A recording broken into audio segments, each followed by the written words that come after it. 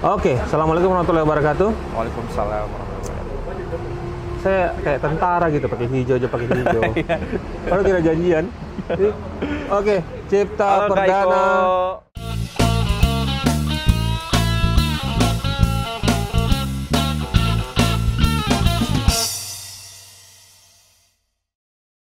Selamat sore menjelang maghrib. Selamat sore, Kaiko. Ya, kesibukannya luar biasa sekali dan kemana-mana sudah ya.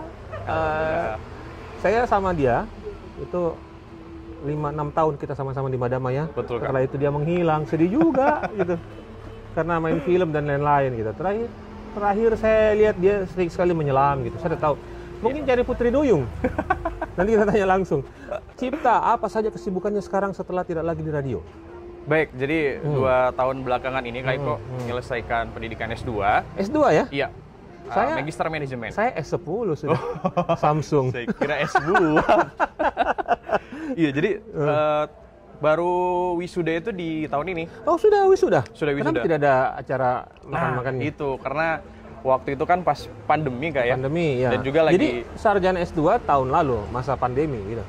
Iya, sarjananya tahun ini. Tahun ini. Tapi Oke. pendidikannya itu tahun 2019. Oh, saya kira 2003 gitu. Iya, Bang. S2 setelah itu kan juga yang bikin Cipta break dari radio ya. Menyelesaikan Iya, S2 dulu. Betul sekali Kaiko. Oke. Terus pulang kampung juga kan? Iya, betul. Di sana berapa kali menikah di kampung? Jadi sebenarnya karena sudah menyelesaikan pendidikan S2, terus pulang kampung dulu, Ya, refreshing. Salah satunya adalah diving. Diving Iya. di Selayar. Betul, Kak. Yang sangat eksotis, pantai-pantainya gitu kan. Nah, apa yang bikin Cipta balik ke Makassar kembali? Tidak membangun saja gitu kampung halaman atau apa gitu. Iya, karena ya saya rasa saya belum melakukan banyak hal sih, Kak. Jadi untuk orang tua atau salah satunya untuk orang tua. Nah. Jadi kalau misalkan harus pulang kampung dan stay di sana untuk waktu yang lama, sepertinya tidak belum, dulu. ya. Karena ya banyak yang bilang kalau kita berada di zona nyaman, terlalu nyaman ya nggak akan mau keluar lagi. Emang di sana nyaman kah? Nyaman sekali kayak kok. Makan tidak beli Nah, gitu ya? itu dia alasannya. Kalau dia di Makassar, statusnya kos-kosan jadinya kan. Iya. Beli makan sendiri dan lain-lain. Betul. Nah, kenyamanan apa yang Cipta dapatkan di Tanah Doang? Ya, jadi salah satunya adalah itu tadi. Karena serumah dengan ayah dan ibu, makannya nggak perlu mikir. Terus juga karena di sana ada banyak sekali tempat wisata Kaiko. Ya. Nah, jadi itu yang buat nyaman juga. Karena kalau misalkan mau ke gunung ada gunung, pantai juga ada. Ya. Jadi betul-betul nyaman lah kalau misalkan pulang kampung. Ada beberapa nama pantai di Selayar yang sangat menyita perhatian saya gitu. Beberapa postingan di beberapa IG itu yang luar biasa dan saya sering share bahwa ini Selayar. Pantai-pantainya luar biasa. Cipta boleh cerita pantai apa yang paling eksotis di sana menurut Cipta? Ya, jadi kalau misalkan untuk spot diving, salah satu yang terbaik adalah di Pantai Timur. Pantai Timur, di mana itu? Itu Di mananya kota, Benteng? kalau dari kota itu mungkin sekitar 1 jam lebih 1 jam lebih. ke Pantai Timur. Lokasinya ada di sebelah timur. Pulau Nama Selayar. daerahnya? Nama Pulau daerahnya, lagi? Iya. Kita iya. nyebrang pulau lagi? Iya, harus pakai kapal lagi. Kapal atau speedboat atau Boleh kapal speedboat, tapi kebanyakan sih ada kapal sih, Kak. kapal biasa? Iya. Oke, berapa lama? Itu tuh perjalanannya setengah jam. Setengah jam Setengah dari... jam ke spot diving ini. Kita berangkatnya dari daratan dulu, Ya, terus dari pelabuhan itu terus ke lokasi divingnya itu kurang lebih setengah jam. dari pelabuhan ke lokasi diving setengah Iya. jam. Tapi pantainya namanya Pantainya Pantai Timur. Pantai Timur. Saya pikir Pantai Timur nama daerahnya, karena Timur aja Pantai Timur. Namanya memang Pantai Timur. Pantai Timur. Kayak gitu. Oke, berapa luas itu ya? Ada penduduk di situ? Ada penduduk. Dan di sana bagusnya karena ada magic wall. Kita sebutnya magic wall. Jadi kayak karang yang sudah terbentuk seperti wall. Hah? Dan itu kedalamannya kita belum tahu sampai berapa meter ke bawah. Kalau Cipta turun ke bawah sampai berapa meter? Pernah? Paling maksimal sih 32 meter. 32 meter. Iya. Bernafas itu. Pakai tabung. Lihat ada ini sang tidak? Siapa tahu tumbung itu? Pakai tabung. Pakai tabung. Itu pun juga harus ada lisensi diving sih, Kak. Harus, kalau tidak ada lisensi dilarang situ. Kalau tidak ada lisensi, kedalamannya hanya sampai 5 meter saja. Itu yang diperbolehkan. Iya, itu yang Ada diperbolehkan. penjaga pantainya? Penjaga pantai warga sekitar Warga saja sih, Kak. sekitar saja, Iya. tapi belum resmi kayak gitu ya. Iya, betul. Oke, selain itu Pantai Timur apa lagi? Yang saya pernah singgahi itu Liang Kareta. Betul. Terus ada satu pulau, saya lupa namanya. Itu dari kota kita jalan ke atas, itu sekitar setengah jam. Terus lewat dari jalanan kita turun menuju ke pantai itu lewat hutan-hutan. Di situ ada pulau di depan kita gitu. Saya lupa namanya tapi saya pernah ke situ 2-3 tahun lalu dan itu luar biasa. Iya, betul. Memang Selayar terkenal dengan pantainya dan sangat eksotis. Belum lagi makanan lautnya. Nah, dan yang paling terkenal adalah Takabonerate, Kak. Takabonerate. Karena dia karang atolnya itu adalah terbesar ketiga di dunia. Ya.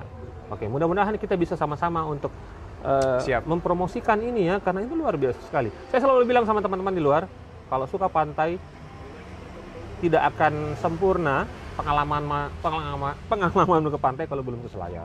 Luar biasa. Ini saja dari Pelabuhan Pamatata ya. Iya, Kak Iko. Kita ke kota, ke Benteng Selayar itu semuanya kita lewat pantai, luar biasa. Itu setengah jam ya. Iya. Setengah jam bermobil ya. Kalau dari Makassar ke Enggak, dari Pamatata. Hmm?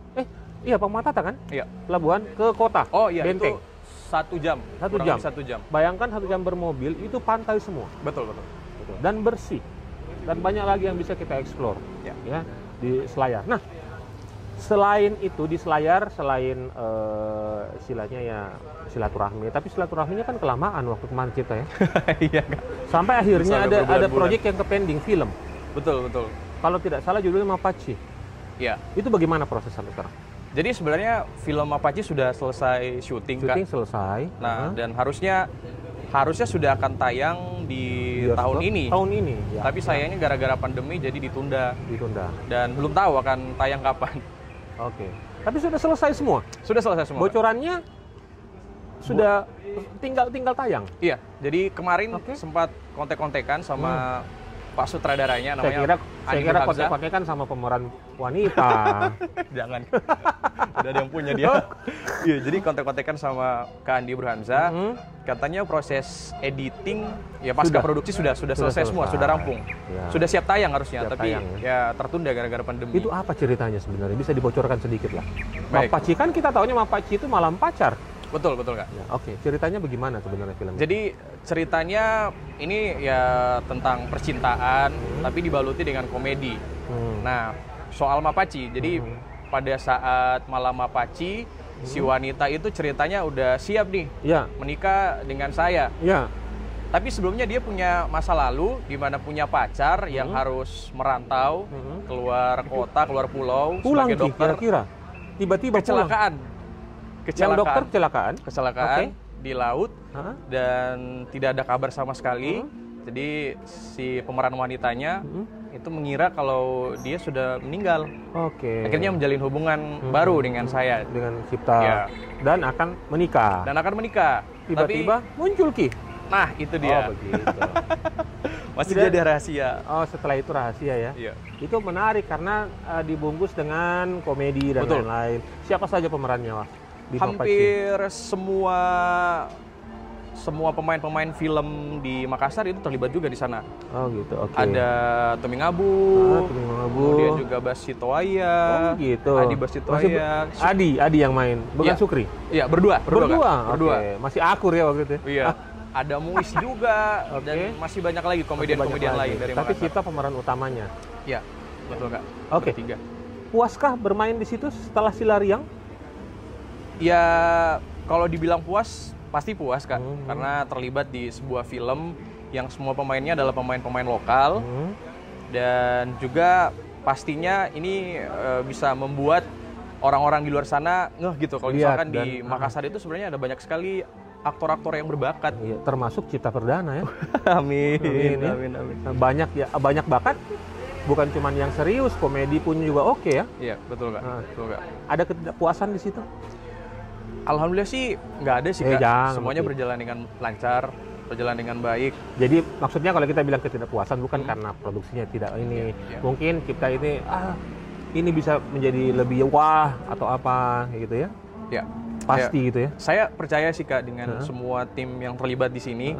karena mereka semua punya capability yang mumpuni. Jadi ya mudah-mudahan bisa memberikan hasil yang maksimal lah untuk Harusnya sih penontonnya begitu. nanti. Tapi sebenarnya saya juga penasaran gitu kan. Kalau dulu Cipta kan selalu begitu izin siaran karena pergi syuting dan lain-lain. Selain itu proyek film yang belum kelar apa lagi? Jadi harusnya kemarin ada tawaran project film ke Jakarta. Di Jakarta? Iya, bersama produser film sebelumnya, Silariang. Oke. Nah, itu film yang harusnya akan tayang di bulan Ramadan. Tapi karena pandemi, banyak yang tertunda, termasuk juga beberapa event yang harus tertunda gitu karena pandemi. Ya. Kalau disuruh memilih Cipta menjadi bintang film atau menjadi apa namanya kalau diving itu? Diver. Ya. Diver pro atau bintang film? Pilih yang mana? Saya sih pilih bintang film. Bintang film ya. Karena kalau bintang film banyak pemasukan ya nanti bisa upgrade lagi lisensinya, bisa ke spot-spot lain Jadi lagi. untuk itu dia bisa upgrade. Kalau di diving itu menjadi diver pro itu lisensinya itu berapa lapis, berapa layer? Jadi tergantung sih Kak. Jadi ada beberapa lisensi. Kalau di Indonesia itu ada PADI, ada SSI dan beberapa lisensi yang lain. Tapi kita startnya itu dari open water. Nah, open water itu akan diajarkan beberapa skill.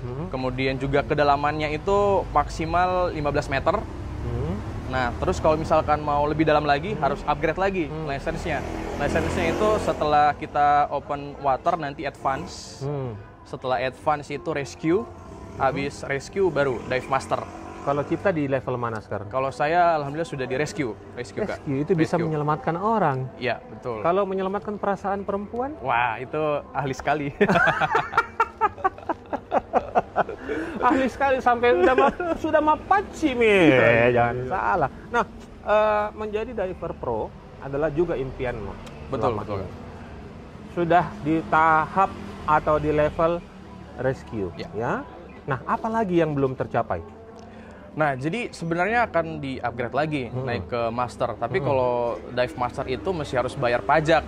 Oh ya? Per tahun. Oh begitu? Iya, jadi kalau bukan bayar lisensi, istilahnya? Iya, itu sudah harus bayar pajak. Harus bayar pajak sebagai diver pro. Pro gitu. master. Berapa per tahun? Kalau nggak salah 1 juta sekian Kak. Per tahun? Per tahun. Ya kan satu kali main film 100 juta. Aduh, amin. Bisa 100 tahun kan pajaknya kan. Nah, selain menjadi diver pro dan bintang film, apa yang belum kesampaian? Kalau saat ini sih impiannya mau jadi dosen. Dan sekarang sudah mengikuti proses rekrutmen. Di mana rencananya? Rencananya di Universitas Ciputra, School of Business Makassar. School of Business Makassar. Betul. Saya yakin kalau Cipta jadi ini di sana, amin. dosen pasti banyak. Amin. Banyak mahasiswa wanita. Karena ini lucu-lucuannya. Percaya atau tidak? Ada pernah teman saya yang bilang kalau di Makassar dipilih 10 laki-laki terganteng, Cipta ada di 3 besar. Waduh.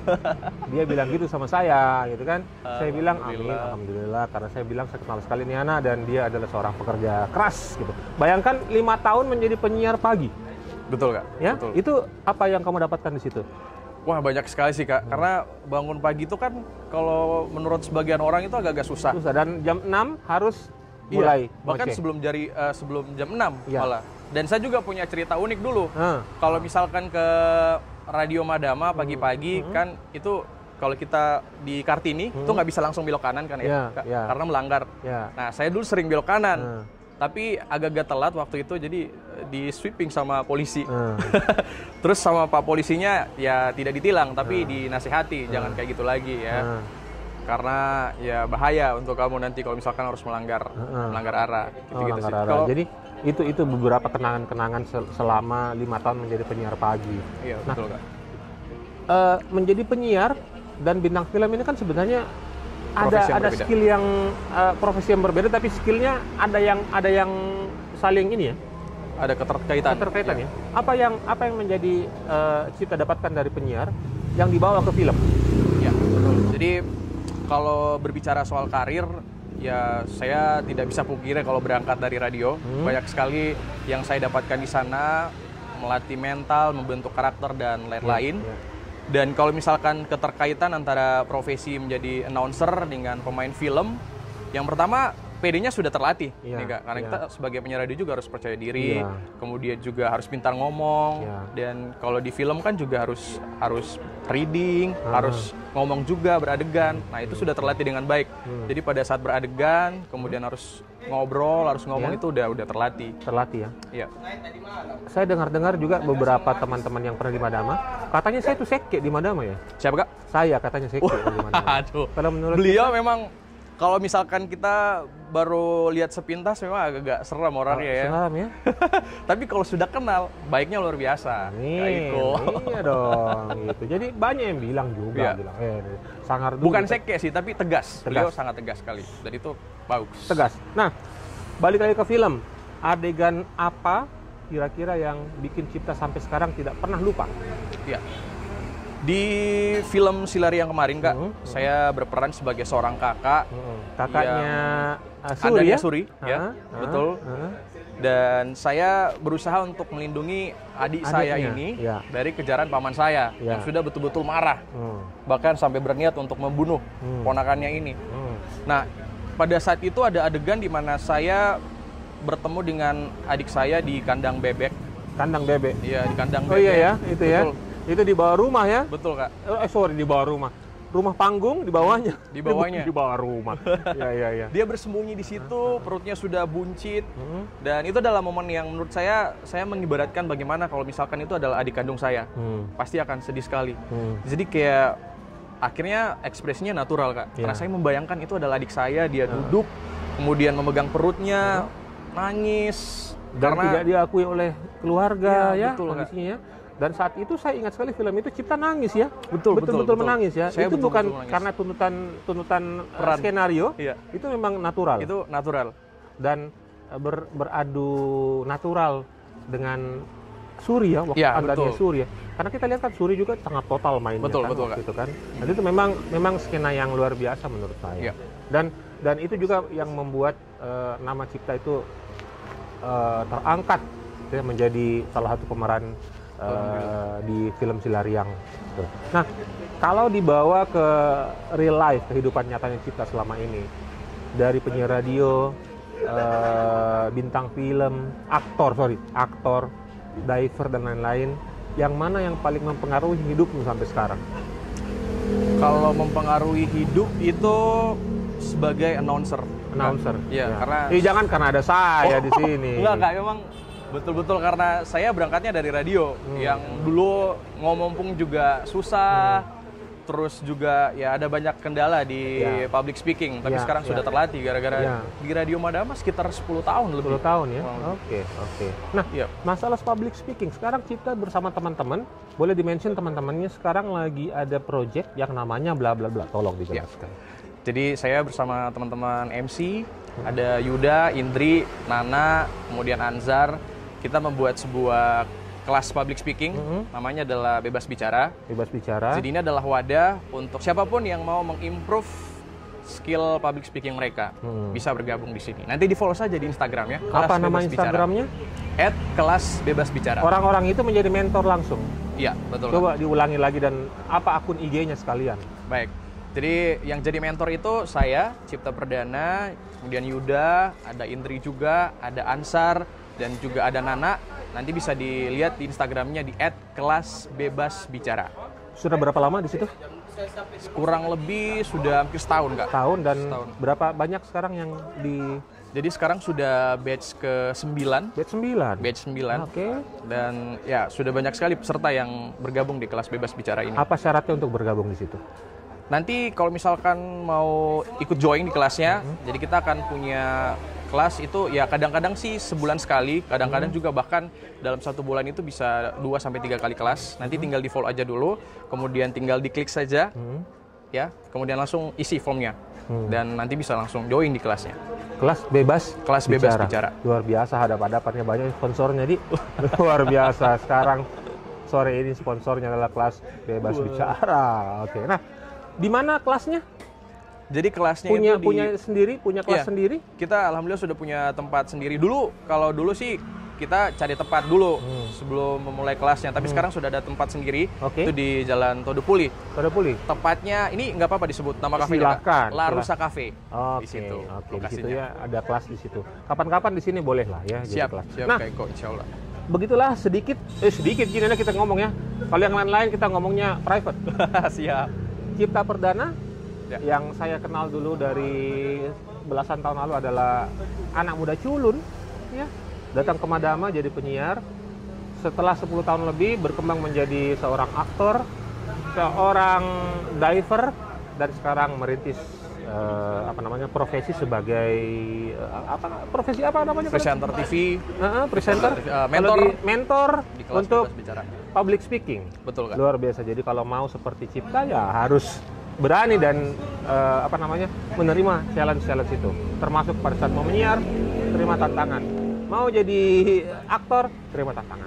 Itulah Cipta Perdana dan boleh lihat sekarang luar biasa. Oke Cipta, semoga terima kasih Kak terus Iko. ke depan. Dan terima kasih kita ngopi-ngopi dulu. Ini kopi dari Prego ya. Prego. Oh, lemon tea, ada lemon tea dari Prego. Prego itu di Hertasting Utara 11 nomor 2. Nah, kalau kita ke Prego, Cipta bagusnya bisa foto juga di situ, ada cekrek foto. Oh gitu Kak. Ada juga Millisimers nih dari Millisimers. Wow. Auman. Gitu. Jadi selain bisa nongkrong bisa belanja juga bisa Kak, belanja juga. Oke Cipta, terima kasih. Terima kasih Kak Iko. Sehat selalu. Semoga apa yang diciptakan Mapaci segera tayang. Amin. Dan menjadi master diver profesional. Amin. Assalamualaikum warahmatullahi wabarakatuh.